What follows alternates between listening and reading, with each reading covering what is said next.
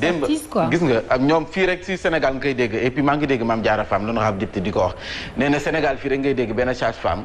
team koo xam ne mi nga war a accoucher mu naan kan yéegal ba nga koy def dafa neexoon bu ñëw fii du ñu sonal wala di la pes wala sa doom bi taw a génne soit ñu ngi lay pes jéppi nañ la ñu ngi lay buux di la patamee comme ni nga ko waxee du ñëpp mais am na fi te ñu bëri dund nañu ko fi am na ñoo xam ne dañ naan bu ñu accouché ba pare dañuy dem porter ji plainte mais xam nga boo xësee ba mucc après yàlla fëgg sa bopp da ngay jóg peut-être problème yi ba da nga ci affaire da ngay préférer génne foofu ne fii dootuma fi amee doom parce que tamit benn ni ñu naan benn pomme de terre bu ndëpp mën na yàq saaku duñ ne ñëpp mais bari na si kii nga xam ne ñëw ndax mettitam li ko déjà accueil bi nga ko war a def rek loolu moo war a mën a njëkk a wàcc li nga xam ne moom mooy coono bi mais déedéet soit ñu ngi lay laaj xaalis wala ñu bàyyi la foofu di la romb gauche droite fii salle amu fi négal ba salle am kii war a accoucher xaaral ba kii accoucher ba dem yow nga doog a ñëw toog foofu ñuy accoucher mais attends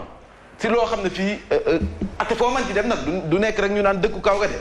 ba ci fii nii ñu nekk nii si capital bi wala si yi nga xam ne soruñu capital bi donc dafa nekk problème bu nga xam ne nii dañu koy dund au quotidien te ñoom xam nañ ne ñu ngi koy dund au quotidien donc ñoom ci boppam ñoo war a def seen dëpp bopp kii mu ngi koy expliquer sànq ku fi nekk jot nga sa wàll si kër docteur ku si nekk jot nga sa wàll man mi di wax ak yow sama grand frère ma bokkal day ak bàyyi am na attaque ñu yóbbu ko hôpital 2017 la bi mu demee kii nga xam ne moom moo fi nekk peut-être amul xam-xam bu doy ni mën na ko ci génne dafa woote téléphone médecin peut-être la woo téléphone kooku di ko joxe ay instruction yow gisoo malade bi nga di ko joxe ay instruction nga takkal ko masque kooku étouffé noonu la décédé noonu la gaañoo ñoo bokk ndeyax bàyyi mooy sunu taaw sama sœur bi dana woon day porter plainte ñu nekk lii am na ba pare c'est vrai que nëppal gi moom moo fi jaratul mais depuis 2017 la woon boobu gën nañ nekk ay xale du coup jafe-jafe yooyu ñu ngi koy nemmeeku fii ci Sénégal te jot na nag ñu def seen dëpp ñoom si seen biir bu jaree ay sanctions comme ni mu ko waxee ñu jël ay sanctions teg ay daan ñi mu war du sa fekk ñi si des duñ ko def mais est-ce que problème bi du ca kaw a kaw on va dire mooy sanctions yi c'est comme par exemple sëñ Babacar Sy Mansour ñu ko waxee woon une fois nee na il est d'accord que ñu nommé diw ci poste boobu noonu mais est-ce que diw boobu noonu les hommes qu'il faut à la moom mën na gérer loolu comme que nga xamante ni moo ko gérer woon waaw xam nga d'abord man am na loo xam ne surtout am na ay station stratégique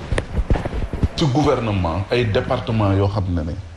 gis nga jox ko ab politique wala parce que moom la muy gën a mettre en avant mooy le voyez-moi gis leen ma tey même bu amul xam-xam mais ñi ko entouré je dis encore une fois que ñoom ñëpp ci wàllum santé publique nañuy nekk kon bu fekkee ne même le ministre en personne amul connaissance ci liñ ko jox il est incompétent mais son entourage aussi dañoo incompétent parce que bu fekkee mais démb Fabrice nee na la fii daa am ñoo xam dañ leen di nommer directeur pour nommer leen directeur non parce que problème politique am nañu véritablement sañ-sañu jël yenn décision yi ñuy teg tey jii nii laa jël ñaata professeur boo leen waxee ci wàllum santé Sénégal bëri na soxlatu leen parce que tellement Abdoulaye Diouf Sarr ak ñamu àndal ku am xam-xam puus nañ la jëm ko def mbirum politique dangay politique yaa ànd ak Macky Sall aha ñëwal ñu jël la ñu teg la Cheikh Seck def na fi ay révélation yu grave yoo xamante ne nii da ngay xam ne personnel politique moo nekk ci hôpitaux yi ñooñu ñooy rey nit ñi parce que koo xam ne mënul perfuser koo xam ne mënul xool tension koo xam ne mënul la def li nga xam te ni mooy premier secours yi nga jël ko way yónnee ko nit ki rek ak suñu nit la jël ko dugal ko un instituteur nga jël ko dugal ko ci hôpital loolu kay mooy reyal nit ñi te li ci gën a graaw fa laay terminer Yacine santé Sénégal ci financement koom-koom ba fay dugg tey 51% population les ménages ñoo koy def mooy kuy jënd ticket 200 francs ca dispensaire ba kuy jënd ticket téeméer ca poste de santé ba 24% le état du Sénégal di participer ci li nga xam te ni moo jëm wàllum santé Sénégal 19% jóge ci li nga xam ne moom mooy coopération internationale 0,5% doog a ñëw ci ONG yi donc tey loolu yëpp dañ ko war a delloo askan bi ci seen prise en charge mu di lan taxawu leen bu ñu ñëwee bañ leen a laaj xaalis d'abord ne wéy da ngay joxe caution wala loolu tey lan mooy rôle li nga xam ne moom mooy direction action sociale lan mooy rôle tey jii nii ñi nga xam ne ñoom ñooy assistants sociaux yi nga xam te ne ñoom ñoo nekk dans les hôpitaux finalement da nga naan mais neexul ba neexul mais foofu xam nga lan moo ma jaaxal ci li ngay wax yëpp parce que dafa mel ni hôpital bi baaxul mais tu vois quand même des gens de la sous-région ñi ñëw fii pour faju ngay gis ay Mauritaniens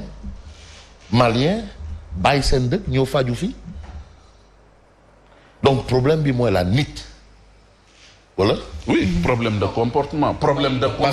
parce que si c'était pas bon les gens seraient allés ailleurs. non donc c'est pas le pire. d'où le pire. seen système. attends aussi c'est-à-dire demander xam nga on dit faut pas jeter le bébé avec l'eau du bain. dafa am loo xamante ne lu baax la am na. mais nag aussi xam nga nit aussi nit la.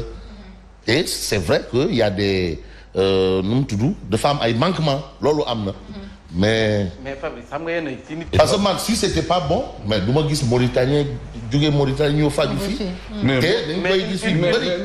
Malien Burkinabé Sénégal am en matière de santé. ah ben voilà. tey boo jëlee professeur Eva Marie Coll Seck. adduna ñëpp a nangu ne lu jëm ci wàllum santé da ci am xam. mais professeur Seydi. nga jël professeur. mais professeur Mboup. professeur Daouda Ndiaye. professeur Mboup. professeur Daouda Ndiaye. dama ne la. donc professeur yoo xamante ne nii tey. boo leen jëloon au niveau international du ñu taxawaloo kenn. mais docteur Dieng le général Dieng. même bu dul professeur Fofana on a des docteurs yoo xam ni ak ay infirmiers yoo xamante ni bii kenn sikki sàkkuwul affaire bi du problème mu xam-xam foofu yow. problème mu comportement la. oui non je suis d'accord. discipline non c'est la discipline. c'est la discipline. Yacine. waaw. benn sage-femme dañu ñëw ni ko soxnaam dafa def fausse couche ñu ñëw ni ko lépp ok na léegi mën naa génn mu ñëw ni ko dafa am facture ndaw si ma ngi toog di lire journal la tribune damay tudd journal bi la tribune la doon lire ñu ni ko soxna si yow yaa ma fi bàyyi muy da ngay xaar ba ma noppi akay ba kooku obligé ñëw buddi perfusion yi ak ñama-ñama yi ndaw yi desoon yëkkati jabam gàddu ko génn dem après yuuxu ci kaw vigile yi ñu téye ko mu lànk deret ji commencé di couler ci loxo jabar ji ñu soog a xam ni kii nitu média la ñu daw dabaatal ko comportement nekk ci comportement finalement génn ak seen ay piqûre am yu ñu def ñama-ñama collé loxo bi ak yooyu ci koo xamante ni bii fausse couche la defoon mais kooku du hôpital ba kooku du kilifa hôpital ba mais personne ba monté woon wane indiscipline te loolu moo arrivé ci kaawu ndaw si madame Sène mi ñuy wax mu monté woon la ñu ni li tax mu tudd ko parce que yaayu ndaw si moo ko tudd moo tax mu tudd turam kooku la ñu ni nañ ko woo ba noppi nañ ko régler kaaw moom personnel ba noppi parce que fii Sénégal boo gis dund nekk na victime ci loolu mais mënuñu généraliser ñëpp parce que am ñu def lu ñu man mais ndaw si ci boppam moom cas bii nii loolu am sa en tout cas on s'attend à ce que le ministre de la Santé et de l'Action sociale en personne mu déplacé wu dem Louga bien que il va faire quand même un point de presse donc dans les heures à venir on s'attend à ça bi yoon moom nañu bañ a wax waxu ndogalu yàlla on s'attend à ça waxu ndogalu yàlla xajul fii ndogalu yàlla soo ma ko permet comme heure bi jot na nañu dem ñu bàyyi waa service commercial quand même ñu dugg def seen publicité après ñu ñëwaat léegi ñu doog a def revue waaw s'il vous plaît voilà service commercial waa 89.7 Zik FM ñoom itamit dañu am seen temps faaw ñu may leen ko du dëgg maam si la bokk waaw kay comme que temps yi moom revue bi moom dañ koy waxtaan ba mu jeex aywa léegi mën ngaa tàmbali dama fast ay te ñuy remercier bu baax suñu sponsor yi nga xam ne ñoo ñuy gunge ci la matinale fii la rendez-vous bi fii la émission bi askan wi taamu sénégalais yi taamu ko mooy la matinale si Zik FM Sen TV l'officiel waaye li coow li xum bu jàppale ne kon ñun nappkat yi am nañu suñu liste pour législative yi donc nag ñun dinañ am représentant sa assemblée nationale leader ba waaw maa ngi ci liste bi ñun nappkat yi Pierre Mboup ma koy nuyu bu baax aja kon Yacine kon dañuy bokk ci liste yi da nga bokk ci liste ba. non duggaguma nag damay tooñ rek nag correct damay tooñ waa correct laay waxal fu mu nekk nii damay tooñ bokkuma ci benn liste nay la balaa ñu may andilaat di ma andilaat ay plainte di ma wax ne dañ lay blâmer waaw bokkuma ci benn liste damay tooñ rek ayca ñu koy door si yéen a kaay groupe des médias la tribune dafa ñëw ci face à face bi nga xam ne moo war a dox si diggante Adji Sarr ak Ndiaté Guèye woon Adji Sarr ak Ndeye Khady mi nga xam ne moom moo ko bindoon ngir muy maase waate ñoom ñaar ñooñu nag ñoo fës gën a jàkkaarloo si coowal Sweet Beauté gi ñu war a jàkkaarloo ci doyen des juges loolu alxames la maanaam ëllëg donc tey la mercredi suba si alxames yi doyen des juges dana am ñaari gan yu mat gan ñaari soxna yi nga xam ne jamono ji ñoo téye réew mi kenn ki moo di Adji Sarr kenn ki moo di Ndeye Khady lépp nag mi ngi jëm ci coowal Adji Sarr Ousmane Sonko doyen des juges ñoom la fas yéene jàkkaarloo ni ki dem ci alxames ji xam naa nag boo dem information bi bu ci am di ngeen ko am ci Sen TV ak Zik FM. diffusion des débats sexuels avec sa secrétaire dans son bureau loolu nag. que dund loolu wala que def jëf ji nee nañ mooy Ousmane Noël Dieng ay vidéo yu nga xam ne ni dañ ko doon gis mu doon seqaar secrétaire am ci biiroom loolu nag coow am na ca. fan na nga ni dégguma. Ousmane Noël Dieng mii nee nañ nag dañoo am ay vidéo yu nga xam ne da doon seqaar secrétaire am ca biiroom ñu daal di koy filmer ñu nekk sa la leen neex nag yéene kaay bee wax nag nettaliwu ma dama ci dikkaat rek. du samay kàddu moom Ousmane Noël Dieng mii. en tout cas ak secrétaire am. ñoo nekkoon seen bureau bi te nee nañu nag ci weeru koor gi la. xaw ma nag ban weeru koor la. ak Pape Djibril Fall. ak Mar Ahmed. waaw moo def boobu. d'accord réew mi nag vidéo yi audio yi ni muy circulé réewum vidéo la ñu toll ak réewum audio. voilà moom nag bosam moom nee nañu Ousmane Noël Dieng mi mbir yóbbu nañu ko ci yoon ci vidéo bi nga xam ne dañ ko doon gis mu doon seeka secrétaire am du ñàkk dinañ ci ñëwaat moom oustaz Mohamed Mbaye naan café wala seq comme. dañoon sëy. ah d'accord ndax wax ji tënk ko dañ doon jaxasoo ñoom ñaar voilà dañ doon ñaanalante ay ci yéen a kaay groupe des médias ba tey ci Ousmane Mohamed Mbaye dafa ñëw ci cuuraay ak weeru koor gi am na la mu ca wax dagan naam daganul ak waxtu bu ñu ko war a def cuuraay ji moom Mohamed Mbaye dikk nañu icte yéen a kaay bi ci hôpitaux yi nga xam ne ñoo gën a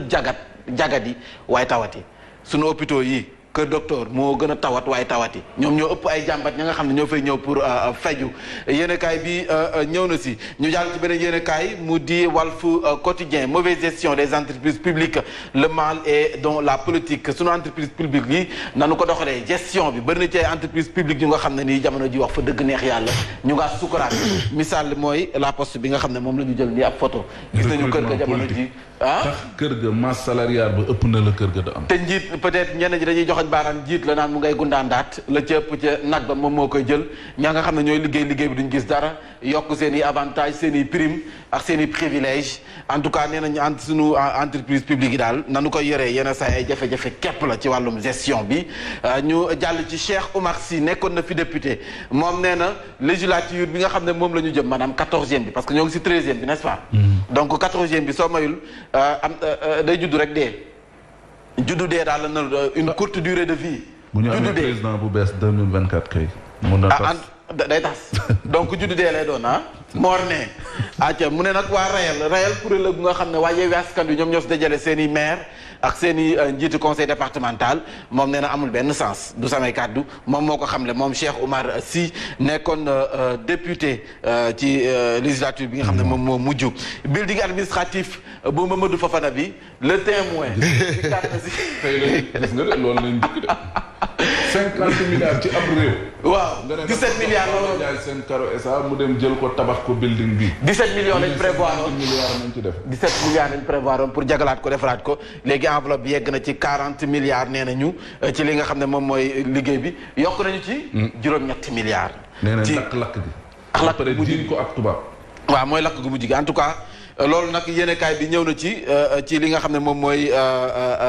building administratif ak liggéey bi ñu faral benn bokk yaakaar ci diwaanu Dakaaru fii dañ fi amoon ab ndaje waaye ndaje mi nag am njaay andi jóob moom moo sa mujj jokkalante bi ku si nekk yëkkati ay kàddu di ko teg sa kaw yenn ci ay ténor yu majorité bi dañu boycotté boobu nga xam ne moo di ndaje ba maître Aïssata Tall Sall la ñuy jàll ci Sud Quotidien si coow la nga xam ne mënees nañu wax ne moo yëngal réew mi waaye it andiwaat na ci pèlerinage à la Mecque bavure policière en Italie guerre Russie Ukraine opération militaire en Casamance waaye nag pèlerinage à la Mecque boobu de ren dafa mel ni li ngeen am bariwul de non nit ñi dara 1 million lañ wax au niveau. non mais dara officiel la. oui mais est-ce que Sénégal est-ce que dina am est-ce que Sénégal dina am ay 1000 et quelques. non ci 1 million Sénégal mënoon am 1000. mënul am 1000. déedéet. du coup ñoom maa ngi gis Ourey Thiam. Préra mi wax si mën nañu am 1000. li ñu bëggoon mën nañu am dañu ëppal 1000. moom mais dara officiel dañu ëppal 1000 mais dara officiel la yi. loolu nga xam ne quota bu Sénégal bi ñu jox ko privé yi wala ñu jox si quota bu am solo ci biir quota bu Sénégal privé yi maa ngi koy gis benn réaction bu Ourey Thiam moom mi nga xam ne ma yor kàddu privé yi je pense que non. mais ñoom it xaalisu jàmbur yi ñu jël 3 ans ak léegi maa ngi ko dégg ci benn kii mi ngi wax mu naan waaw mu ne ñetti at a ngi nii ñu ngi yor xaalisu nit ñi mais ñetti at tamit xam nga boo mënul nekk kay. delloo nit ki xaalisam. de point boobu dafa sensible de. waaw man au mot laa ko jël. moom moo wax keroog dañ ko jël mu wax ne dañ ñoo war a dimbali yëf yi ñu jéem a xool. waaw loolu laa lay wax moo tax dafa sensible xam nga nan la demee. waaw ba fa na. dafa xaw doy waar. waaw. ñu bu Yacine ñëwee. jox ma 1 million. ubbi pour dem Màkka. 1 million Yacine boobu mu ngi ci man. deful Yacine dara parce que mu ngi xaar Màkka bu ubbi pour ma yóbbu ko mais 1 million man mi nga xam ne voyage sa sonal na ma bëgg naa ko yóbbu. c'est-à-dire que ñoom déjà dañu nekk victime ci xaalis bi nekk ci ñoom mais teewuñu xaalisu kenn de. baax na nañ ko naka Sénégal yi comprendre ci sens boobu. non loolu après il faut ñëwaat ci naka Sénégal yi comprendre ci sens boobu. après il faut ñëwaat ci commentaire yi parce que gars yi bëgg nañu bàyyi waa Màkka yi nag ci rapport bi nga xam ne génn na jëm ci génne ak àdduna Astou Sokhna moo waral coow li gannaaw bu mu ëmbee ba am 9 mois ñu waroon ko césarienne mu doxe fa ñàkk bakkanam sa l'hôpital bu Louga Abdoulaye Diouf Sarr ni ki démb ci xaaju guddi la jot li nga xam ne moom mooy rapport bi ba noppi it jàppale ne kon directeur bu hôpital ba Amadou Sakhir Mbaye moom directeur boobu de hôpital Amadou Sakhir Mbaye xam nga def na point de presse wax na infirmière bi nga xam ne moom it moo nekkoon de service nee nañu soo moyul sanction dana dal seen kaw lu mu ci manti doon directeur bi amuloon droit amuloon permission pour jël parole te pourtant def na déclaration ci presse bi rapport bi nag nee na fu mu nekk nii lu muy incriminé mooy directeur bi nga xam ne nii ak infirmière bi nga xam ne ñoom ñoo fa nekkoon soo moytuwul ab radier mënees naa daal seen kaw ñu mën laan ñu génn leen ci métier bi à défaut d'un communiqué le ministre de la santé moom nee na dina amal ab point de presse ci waxtu yi ñu dëgmal en tout cas foofu la situation bi toll ñu jàll ci le quotidien dafa ñëw ci signature parrainage ci législative yi la guerre des parrains gannaaw nag ba Macky Sall président Macky Sall njiital APR wala coalition Benno Bokk Yaakaar fëggee ci table ji nee na nag li mu am ci ay signature fii ci diwaanu Dakaaru doyu ko benn yoon ci saa si simlaata saax signature yi yegg na ci 75 foofu tam dañu ko boosté Yaas signature yi dañu ko boosté comme ni ñu boosté yi comme ni ñuy boosté yi donc dañu ko boosté ba yóbbu ko ba 75 000 30 000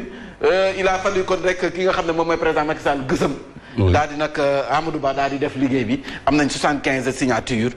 ni ay 75 000. waaw ci ay parrains yi nga xam ne jot nañu signé. lu mu ci manti doon jàpp leen ne it ndekete réew mi salaire yaa ngay yokku ndekete réew mi salaire yaa ngi yokku. salaire yëpp yóbbu nañu leen jasab fa ñuy yokkaloo donc salaire yëpp yokku na. mu mel ni Yacine Mbaye de. man kan mooy salaire yóbbu nañu ko jasab. sa fi jasab. emploi enquête ANSD hausse de 37 milliards de francs CFA de la masse salariale du Sénégal les raisons d'un bond de 11,1%. donc ñi nga xam ne dañoo ko am ay salaires yeeg yokku na. voilà. salaire yi dafa yokk wala masse salariale. masse salariale bi masse salariale bokk salaire ñi nga xam ne dañoo am ay salaires. day gën di yokk bokk. je veux dire. ayca ñoo ñëwaat ci affaire Pape Demba Waay